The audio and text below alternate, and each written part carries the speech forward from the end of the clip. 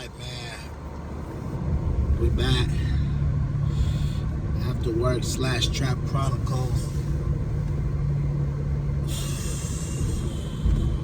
Man. It's another day at the trap, man. Every day, another day, another dollar. Another day, another dollar, man. Real life, man. Real life, bro. Another day, another dollar, bro. Cause this. Yeah, man. Another day, another dollar.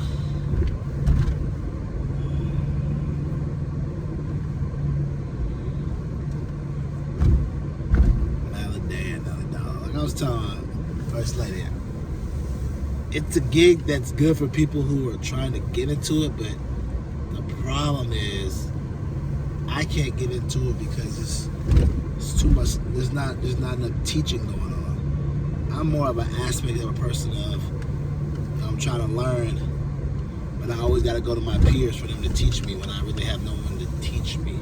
And this is like new stuff. So essentially, it's like, yo, you're paying me low. But then you expect me to automatically assume to know all this stuff. And if that was the case, you would have paid me higher, but you didn't. You're like, hey, you got paid this because you're new at learning this system. Okay, cool. Since I'm new at learning this system, teach me the system. Oh. We can't teach you the system because everybody that's supposed to be teaching you, they got their own accounts they got to do. So you gotta kind of have to learn on the fly while everybody else is doing their accounts because they're looking to get promoted and get raised and they got their stuff going on. So we're gonna try to teach them. They got their stuff, so they're gonna try to help you, but they got their stuff. So when you reach out to other people, they got their stuff, and everybody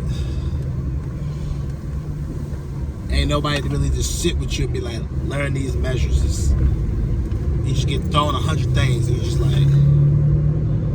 You ever be at a job, you get thrown 100 things, and you don't know what's going on, you just look at the screen and be like, yep.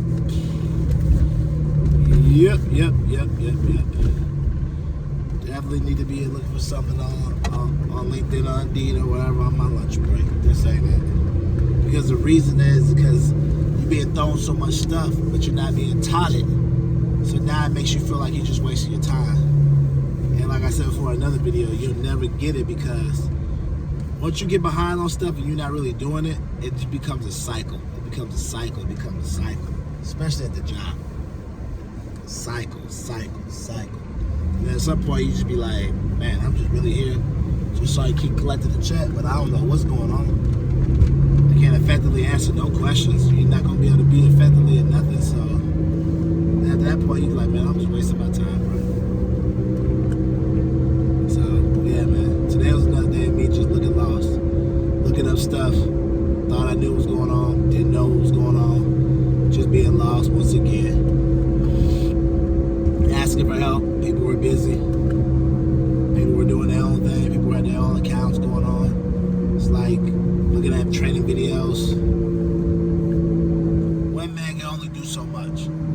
To the point, till you get to the point where you just be like, alright, I don't even care no more. I'm just gonna be lost, and it seems like I'm just gonna continue to be lost. So, yeah. I really don't take no lunch. Sit at my desk, try to watch videos, try to get in the knit. And then after a while, mine just wanders off, and I be like, I don't know what's going on. I look at stuff and be like, it be looking like a different foreign language. I'd be like, what? Yeah, gotta do this, and then do that. I'd be like,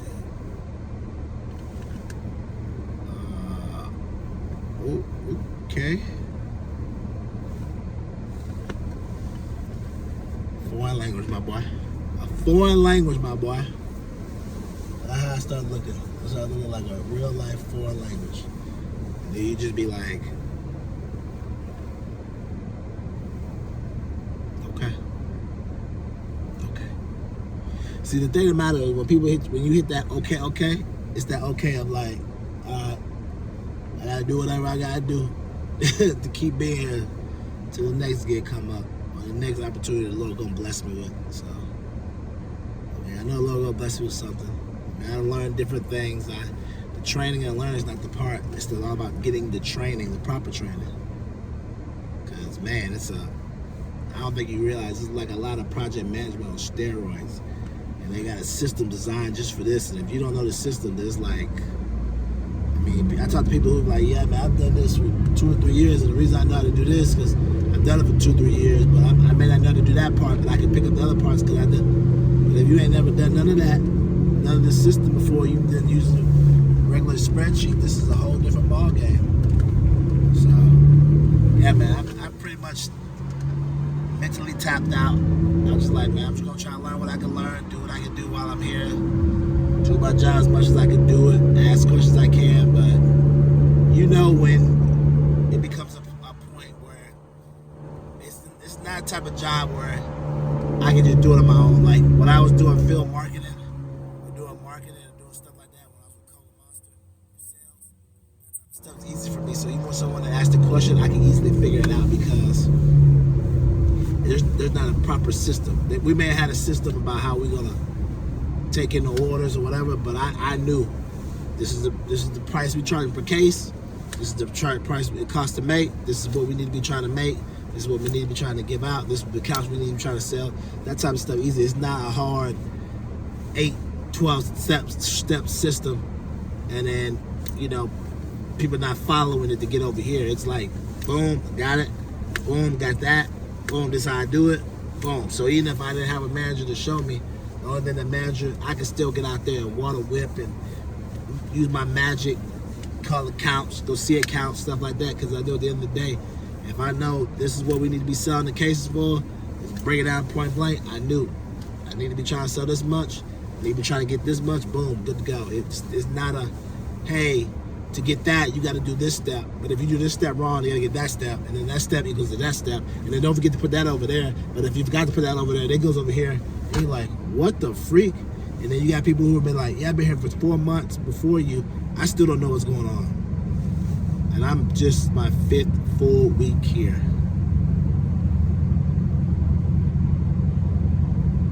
And you're here for 4 months and you're still confused.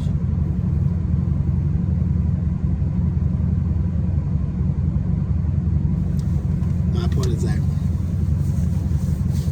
It don't take much to see the writings on the wall, my boy. Like I said in another video, don't want to get to a point where you just sitting around waiting for them to let you go. But my partner told me that he's like, man, they threatened me my job, man. I ain't gonna sit around here and just try to get them to get me. I said, nah, you shouldn't. Especially if 6 months you didn't get proper trained, and another 6 months you did get trained, and then now after you finally got trained, right now they're trying to get on you about certain stuff that you just not really got trained on. So, yeah, man, crazy. Like I said, another day in the books. Another day in the books. Well, I looked at more training videos than anything. I've had to read more stuff than anything. Still don't be knowing what's going on. Because the problem is, even though you're doing all that reading, you still got to ask, like, should I be trying to look this up? Should I be trying to do that? Should I be doing this? Should I be doing that? And then you don't get responses back from people, so you should be like, alright, that's cool. Guess I'll just figure it out tomorrow. So, yeah, man. That's why I prefer solo jobs.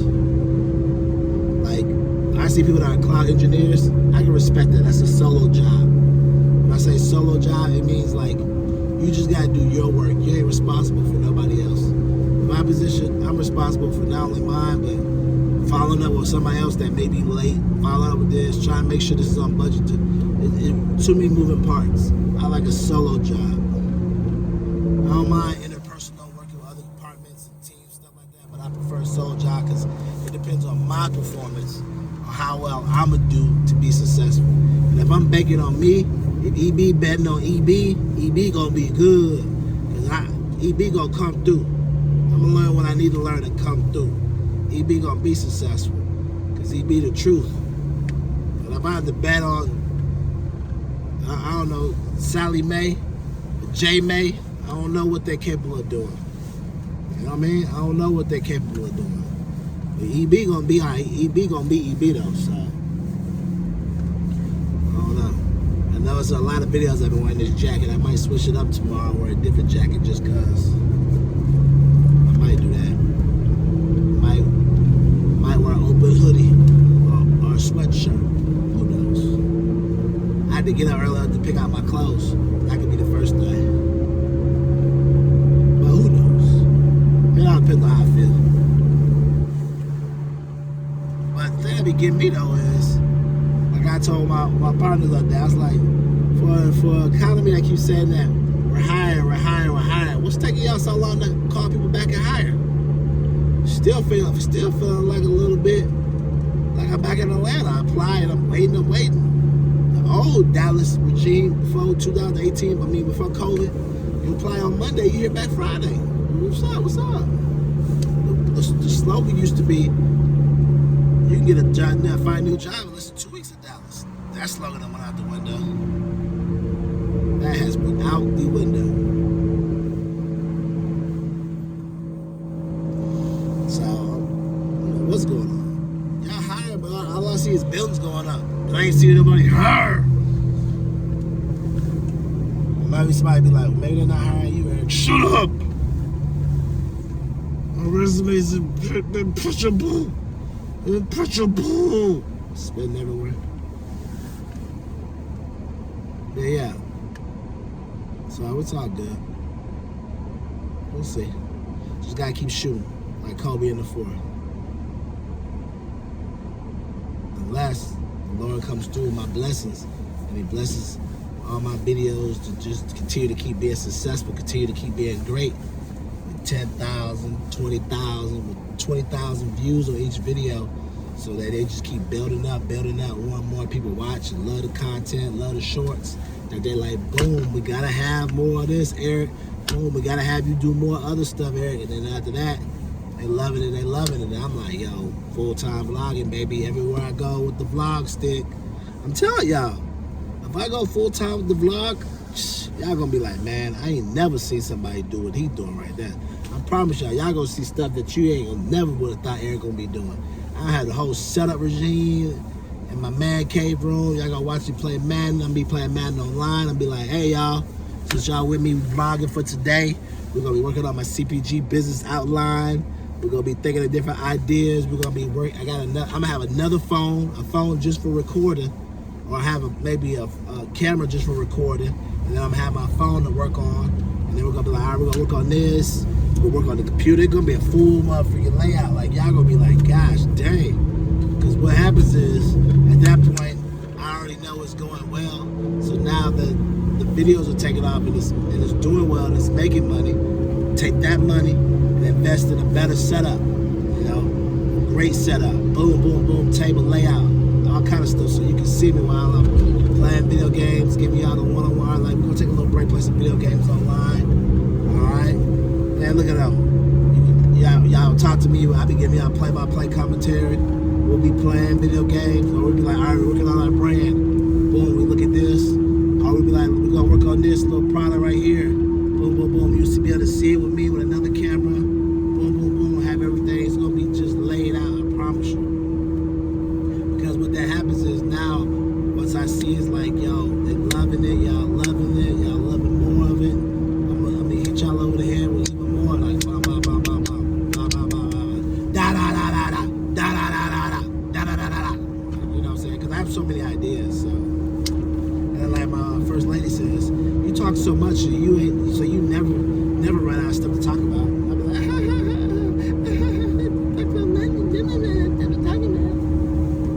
men are from Mars. Women are from Mars. Women are from Venus. If that's how you say it. That's the correct word. So whatever. But yeah, I just have a lot now. I wanna. Gosh, dang, my boy. The box truck drove over the highway curve to get over there. Man, bro, I don't think y'all realize, man. People be wilding. So the highway separates the regular road from the other road. The box truck drove over the monster curve just to get on the toll. He said, "Nah, man, I can't sit here. I got to be on time. Don't over the curve." No, he could have blew a tire or something. I guess he said, "Screw it." That's how much people don't want to wait in traffic. Crazy part is, if you don't like this traffic, you definitely don't want to move to Atlanta, because you definitely be sitting in traffic. There's nowhere in the world you can avoid traffic in Atlanta. There's none. No way. Never. No matter who you are. And unless you're Harry Potter or Men in Black, you have a flying car. Then every time you go somewhere, you can fly everywhere you go. Or you can teleport. If you can teleport like the Tomorrow People, then you avoid traffic. Which reminds me, if you ain't seen the Tomorrow People, the TV show used to come on Nickelodeon, go see it. Which I need to see if I can look it up on Tubi, because I used to love the Tomorrow People. It'd be like, teleport, teleport. It'd be like, bloop, bloop, bloop, bloop. Now there was another show, not was a show, it was a movie. It was like the Tomorrow People, but it was a little different. It was maybe called Jumper. Yeah, it was called Jumper. And it was like these kids, and they were going against other jumpers that were trying to get them. And one of the kids, he was a jumper, and his mom, one of the kids was a jumper. They never made a sequel, which they should have. One of the kids was a jumper, right? Well, if you've seen this movie, you know. He was a jumper, and he jumped the first time underwater or whatever, and then he had to go on a run. So he used to just kind of, he's a jumper, so he's still. But I never realized how you jump so much that you forget how to use a doorknob. So he forgot how to use a doorknob because he jumped so much, but it's kind of the system. Even if I jump every day and never, whatever. But in Tomorrow People, I think when they jumped so many times, it used to wear them down with their energy, or they had to think about where they were jumping to. And another thing that got me mad about the Tomorrow People on Nickelodeon, they kept showing the same episodes over and over again, so I was never able to really get to see the final finale or see the episodes the way they were supposed to be seen. So I need to check that out on Tubi or on YouTube. That's one of the benefits of YouTube. YouTube lets you find stuff that you remember as a child. So you ever get a chance to call the Tomorrow People from Nickelodeon, it's like a little water and it's like Tomorrow People. I'll never forget them. Because they're the ones that made me want to be a tomorrow person. I wanted to be a jumper. If I had any type of powers, I want to teleport. Because they would be like, I have to see it. If I can see it, I can teleport there. Kind of like Nightcrawler. But anyways, so in Jumper, he was the same way. He could jump, he could see, whatever. But anyway, so the dude's mom was a person that was on the opposite side that wanted to kill jumpers like him. And then he found out later on his mom left him to start a new family. Forgot all about him and his dad because his mom knew he was a jumper. So she didn't want to kill her son, so she left him and his dad. And his dad was alcoholic and he taking care of himself. He was jumping around all around the country, whatever, blah, blah, blah. And then he got out with another jumper that stayed off the map. And this jumper was a wild jumper. I remember in one battle scene, they got into it with Samuel L. Jackson. And he was like, you thought you could... And that's just another thing. Motherfucking Samuel Jackson is Samuel Jackson, Morgan Freeman are like every movie. I don't know what Samuel Jackson's pay is, but whatever it is, that cat's in every movie. I don't know if he's getting $25 million or if he's getting Denzel $50 million, but gosh dang, man, Samuel Jackson got to be getting $8 or $9 million a movie, man. And he racks up at least doing 9 movies a year, bro. It'd be ridiculous. Sometimes he be the lead, sometimes he just be in the background. Now sometimes he be in some movies, I'd be like, come on, Samuel. He be doing too much in the movie. Like when he was in the Django, he was cooning. And you know what I'm saying? He was being a Sambo in that one. It was just too much, man. It was just too much. I didn't really appreciate it. He was just saying too much in that word. But anyways, he was doing too much of that. But anyways, it'd be crazy because I'd be like, why you acting like this? And you went to Morehouse. And then on top of that, when you're at Morehouse, you locked Martin Luther King's dad up in a closet in the office. And you were all about revolutionary rights. And then now I see you over here doing the Django Unchained. Kind of felt like he was kind of Sambo in the cool. I know he's acting or whatever, but gosh dang, some of them N-words was just... Because I remember Leonardo DiCaprio, someone talking about it backstage, they had to pause at one time because Leonardo DiCaprio was feeling uncomfortable with so many N-words he was saying. And they said Samuel Jackson was like, oh, don't feel bad. It's just like a normal Saturday. I was just like, man, we don't have to do that too many N-words. You ain't got to be that many. And then we already know Quentin Tarantino has a fascination with black culture where he adds the N-word in every movie and don't even need it. Go watch. If you don't believe me, go watch Unusual Suspects. Out of nowhere, the white dudes are at the table and all of a sudden they just say the N-word. They don't say the C word, they say the N-word. You know what I'm saying? Out of nowhere. They don't say the C word referring to other white people. They say the N word. They just bring it up out of nowhere. Like every Quentin Tarantino movie, he always has to throw the N word in there somewhere. He has a fascination with black people and the N word. I don't know what his issue is. So I kind of stopped watching some of that movie. I'll be like, bro, what are you doing, bro? He has a real life fascination. So if I ever meet Quentin Tarantino, I'm gonna ask him, like, bro, what's your fascination with having the N word in your movies? And if I ever get on TV and somebody asks me about it, I'm gonna say something about it. I don't care. Because I really want to know. Go watch the Unusual Suspects, where all the white dudes are going around to rob a bank, and one of them was a cop. When they sitting at the breakfast table, I'm watching the movie, all of a sudden, dude just bust out. You know these, and I'm like, what the freak does that have to do with this scene? Like I said, some people just want to have a fascination with black people, or want to be black but don't want black problems. So that's my take on Quentin Tarantino. So anyways, go back to the Tomorrow People. So in Tomorrow People, Samuel Jackson's the bad guy. He's trying to kill the dude. And one of the dudes, man, he literally jumps a freaking double-decker bus from London. Take it through the house. I like that dude. That dude was all about that murder gang. You know what I'm saying? Now, the main character, he was like, I'm not trying to hurt nobody. I'm not trying to kill. Because he ended up jumping Samuel Jackson to a mountain in the middle of nowhere where he couldn't leave. He said, I could have easily dropped you in midair. But the other guy, he was about that murder gang. He was throw a bus at you, jump a pyramid at you, kill you. I ain't gonna lie to you. I hear where old boy coming from about how he's like, I'm not really a killer. He just dropped Samuel Jackson off.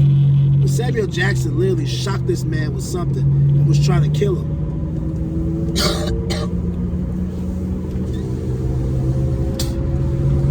Me on the other hand, if I was the main character, I'm with old boy who about that murder gang.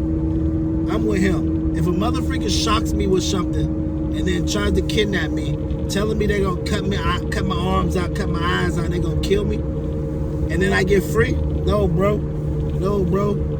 It's murder game on site, bro. Murder game on site. I'd have been just like old boy. I would have grabbed Samuel Jackson, and when he jumped, dropped him off in that cage, talking about, I told you I wasn't gonna kill him. Some people be like, that's a nice way to go about it. I would have had him over that cave, dropped him in midair. Then did him again, looked at him as he go down, and then been like, I told you. Another one bites the dust. Now, watch him splatter to his death. Now some of y'all probably saying, Eric, would you really do that? Could you really do that? Or why wouldn't you want to do like him and save him so that he'll have a change of view, so that he'll realize that all jumpers aren't mean people and that he won't come back to kill any more jumpers. Newsflash, some motherfuckers don't care, and it don't matter how much kindness you show them, they still got that mean streak in them they gonna try to kill. Because there was too many times in that movie where he was being nice and Samuel Jackson was like, no, I'm not trying to do this. But Samuel Jackson wasn't trying to hear that. He still kept coming at him. Look, after the first 2 times of me telling you, hey man, I'm not trying to get down like that, you still trying to get down like that? Man, that murder game is being activated, bro. If I could teleport you and pick you up and drop you over 285 on Atlanta High Interstate, or I could drop you off on San Rayburn in the middle of traffic and get you mopped, or drop you off a canal into the water you can't swim. Done, son. You're done. I gave you too many chances, and that's it. That's what I'm saying. Some people don't never learn. It's like the prisoners that be incarcerated, and they give people a second chance to get out there. And as soon as they get back out there, they get back to murdering, robbing, and raping. You be like, bro. And then they get back in jail, and then they be like, the third time, they be like, I promise I'll turn my life around. Nah, how about after that second time he went back for doing the same crime, maybe he ain't learned his lesson. Keep that criminal locked up. Because what happens is, sometimes some people, they just manipulating the system. They manipulating people's good hearts. But there's really people out there that have changed. And you can tell the ones that have changed, but some people haven't changed. It's like some people that are bank robbers. Yeah, I'm gonna change. No. It's like some people that are at your job, that are your supervisor. They crap on you in front of one. They crap on you in front of their boss one time, and then you tell them about it, and they be like, yeah, I'm gonna change. They do it again, and then you tell them about it again. They're like, yeah, I'm gonna change. That ain't gonna change. They did it twice. That's all I need to see. That's all I need to see. Like I told y'all before about my situation. It's 2. There won't be a third time. Best believe that. Best believe that. I've already seen enough. There won't be a 3. Before we even get to a 3, or when we happen up a 3, I'm calling a card out. I'm calling a card. And then it's going to be real ugly. And then it's going to be a real problem. So like I said, don't let people fool you. I'm changed, man. I'm doing better. Yeah. I bet you are. I'm gonna be I'm gonna do what's needed to do. Yeah. I'm sure you are. But it ain't gonna be for me. Boom! Gotcha. Boom! Lock him up. Boom! Drop him over the Sierra. Boom! Drop him on top of a pyramid. And murder game activated, bro. Murder game activated. Like I said, if your boss is throwing you under the bus twice, first time you confront him and you see, I'm sorry. Second time you confront him, I'm sorry. Don't expect this mug not to do it a third or fourth, fifth time. You need to do whatever you countermeasures you need to do so that this motherfucker know that you're not the one to be played with. I'm telling you. Cause some people out here, I seen it. I seen people literally pick on people and do stuff and be like, let's see what they gonna do. Or they pick on someone because they know they ain't gonna say nothing. That's not cool. That is definitely not cool. But in the world we live on, the weak get preyed on. That's how it goes. The weak get preyed on by bullies. That's how prison is. Prison people click up, prey on the weak. If you're by yourself, that's what happens. There's always been strength in numbers. Or if you're not in prison, which stay away from prison, because those are real life killers. If you're on the outside, you gotta check somebody. You gotta let them know that, yo, you cross me, I'm not the one. I'm not gonna be going for all this. I'm sorry. No, you gotta let them know you're not that one. And now I'm pulled out in the middle of the street. Ain't that something? But it's all good now. But I say all that to say, people will continue to take your weakness, take your kindness for weakness, man. I've been there before. I've been nice with people before. I got a situation going on now. I feel like old boy taking my kindness for weakness. Don't worry. Don't worry.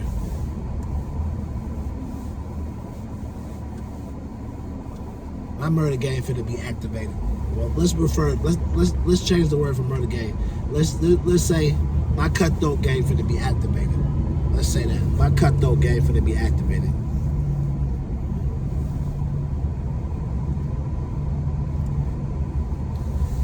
Let's say that. I gotta activate my plan. I've been thinking about it. I've been pulling stuff up. Now I just gotta pull it. I gotta pull my plan all together at one time.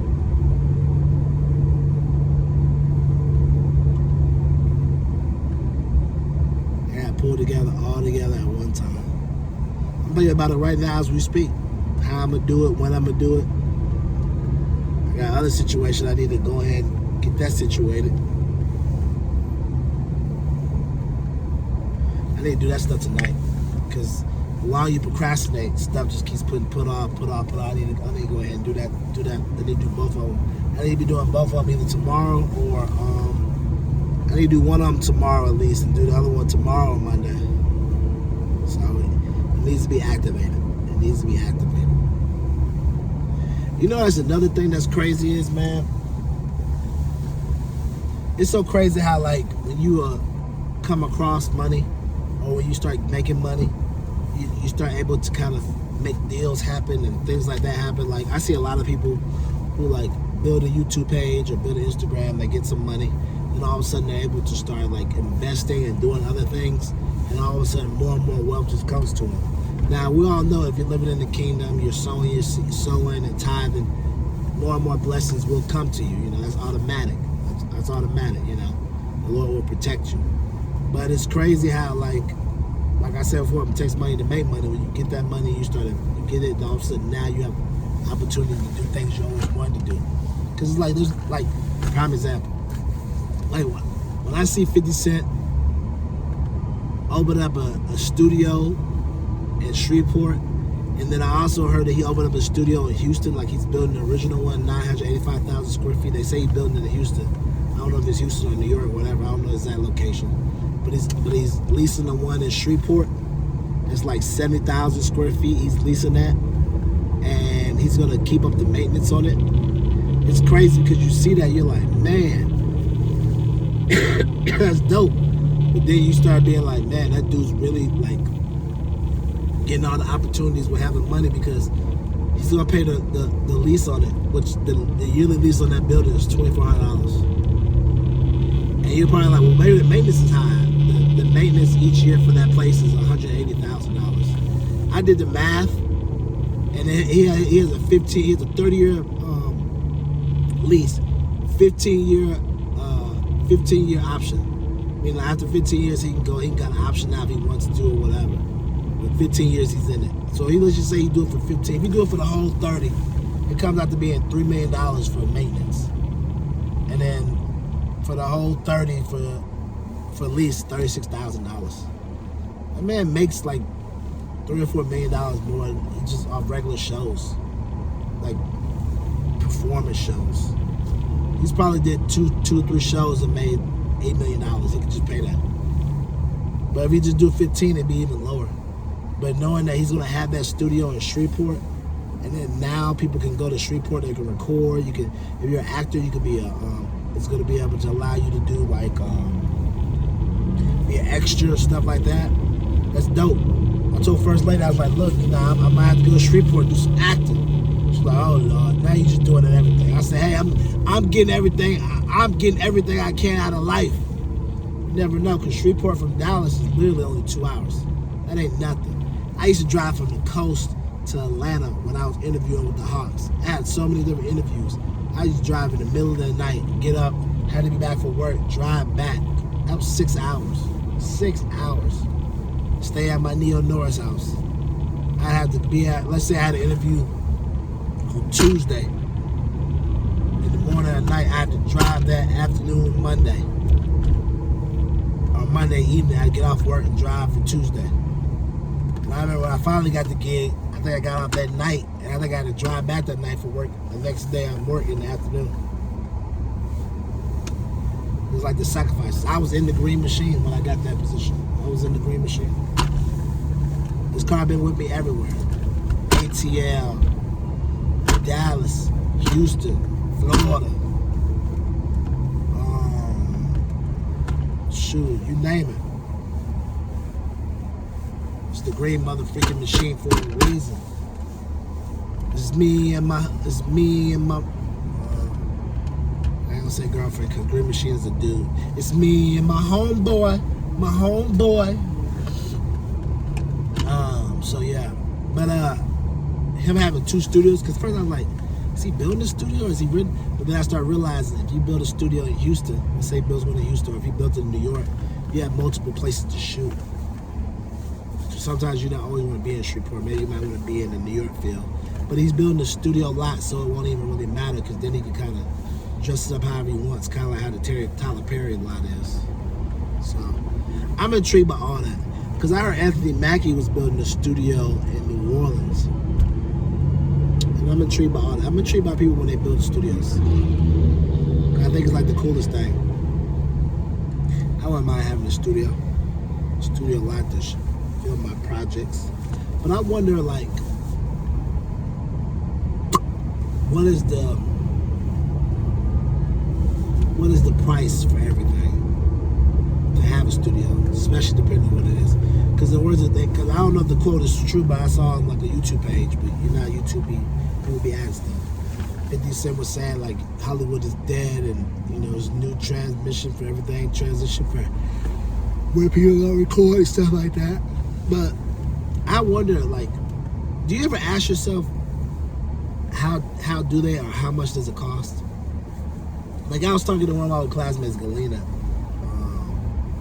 and we were speaking one time, and we were like discussing like bridges being built, building being built. We're like, I always wonder how they do certain stuff with this stuff. Well, she was like, me too. And we were just looking at it, and we were just talking about, excuse me. So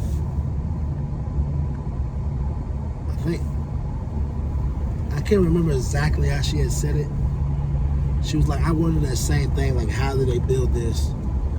How are they able to build it? I wanted that same thing. So it was cool to see somebody else that wanted the same thing, like how they were building it, what made them build it like that, and all the other stuff like that. So it was very interesting to kind of, see that type of thing transpire, and somebody else is thinking it too as well. Because sometimes when you think certain things, you be thinking like, man, am I the only kind of person that's kind of weird or thinks like that? Like me personally, I have a fascination with like how things are built, like how high schools are built. I like seeing the dynamics of how high schools are built because I always wanted to own a high school. I always wanted to have my own high school. I have a fascination with like studios being built,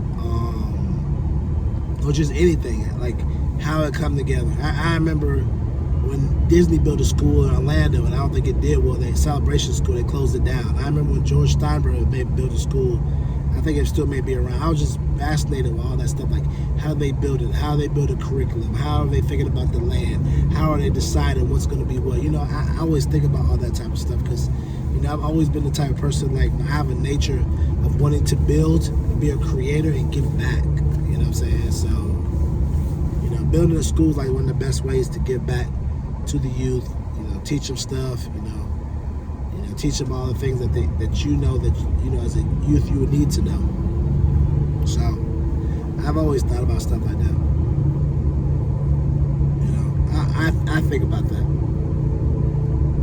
because it just makes me think like, man, like, what was the thought process?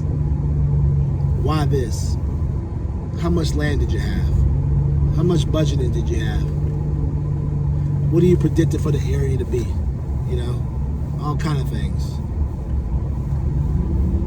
So, just my mind be wondering like that. I think it's a good thing. Like, First Lady tells me I'm all over the place. I want to do everything, but like I tell y'all before, I'm gonna get everything I can out of this life and more. And you should too. Don't just settle for what people tell you that you should be able to do, or you should be doing, or you've only been doing masonry or carpentry or a mechanic, or you only been doing accounting. Don't let the people tell you that you can't be an influencer. Don't let the people tell you you can't do a YouTube channel. Don't let the people tell you that you can't be a brand ambassador, or you can't go be an engineer or a doctor. There's lots of people out there going to go be a thing. There's a dude I saw the other day went from being a mechanic to now he's doing his residency at 58 years old. You know what I'm saying? There's never too late for anything. Colonel Sanders started making Kentucky Fried Chicken at 60 years old, almost close to 60-something, close to 70 years old. Walmart got started by the Walton guy around 48, almost when he's in his 50s. It's never too late to start something, bro. I'm telling y'all. You just got to get out of your mind that the mindset of I'm too late. It's never too late. It's never too late. It's never too late. If you can dream it, you can achieve it. I know that sounds very motivational, but I'm just telling you. If you can believe it, you can achieve it. Or I like to say, if you can dream it, you can believe it, you can achieve it. Because you got to dream it first. Then you got to believe it that you can have it, and then you'll achieve it.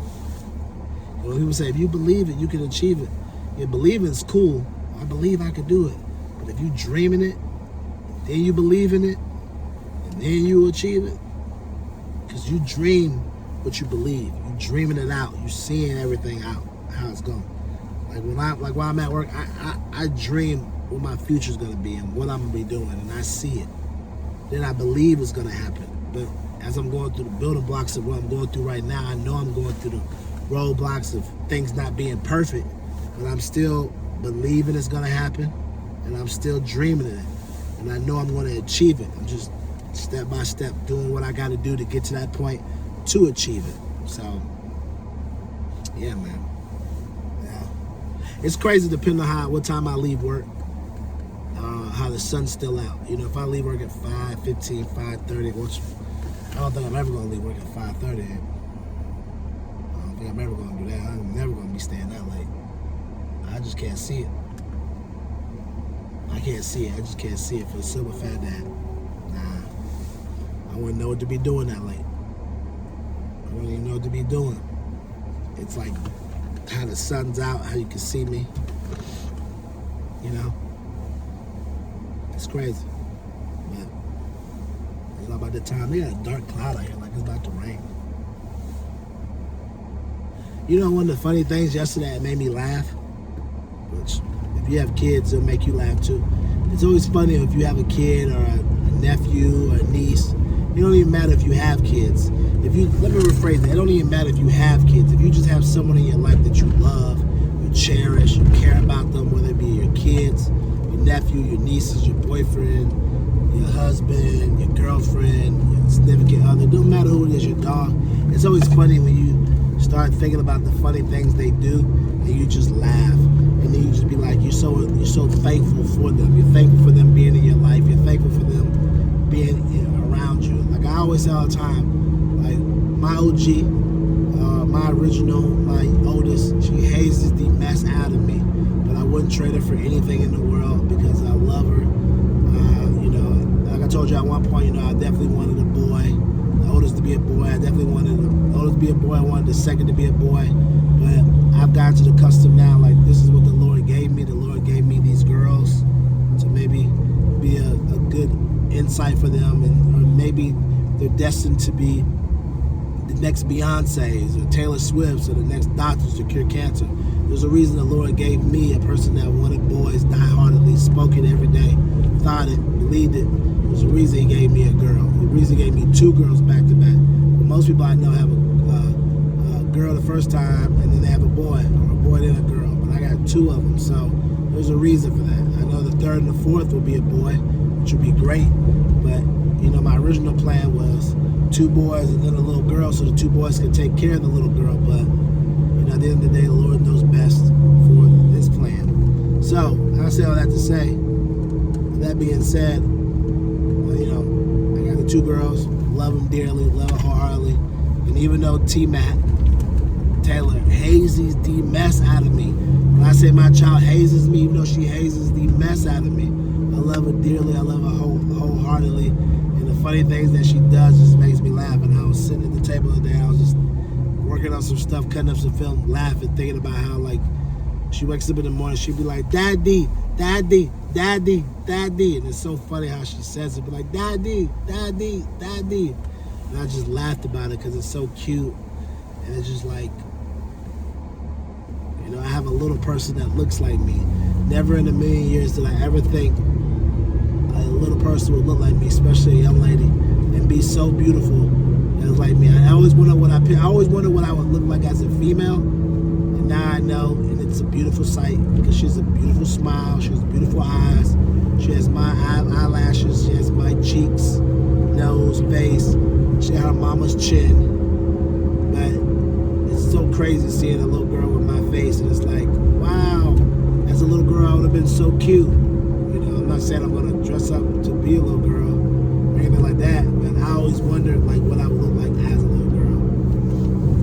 And it's cute.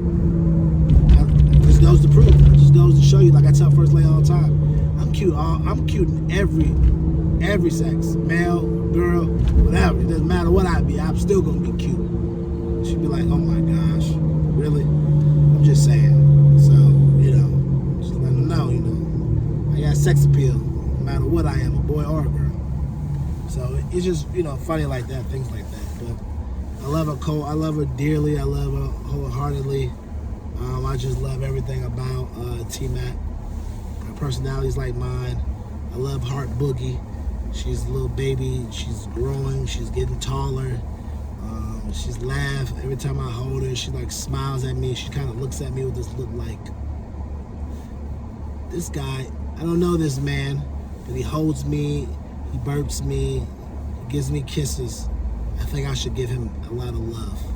And it's just a great feeling to know that your children love you, they care about you, and they enjoy being around you. And it's just a good feeling. So,